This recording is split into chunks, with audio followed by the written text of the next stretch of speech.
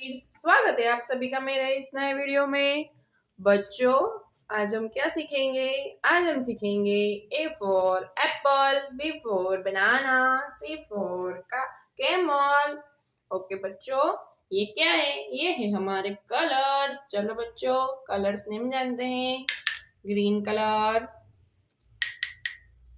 Red colour, pink colour, brown colour, orange colour.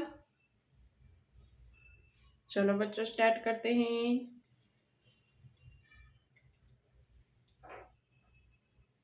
Green colour,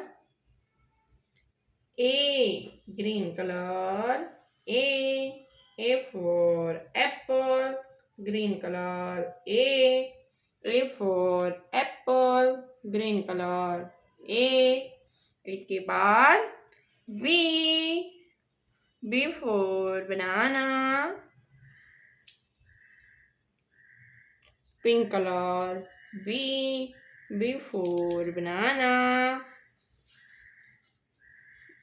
pink colour, B for banana. B के बाद C for camel, orange colour, C for camel. C के बाद D for dolphin,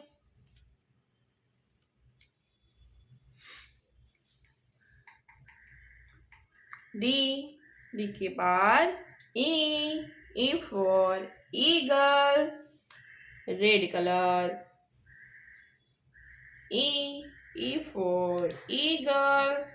ई के बाद F, red colour, F for fish. Okay बच्चों, आज हमने क्या सीखा?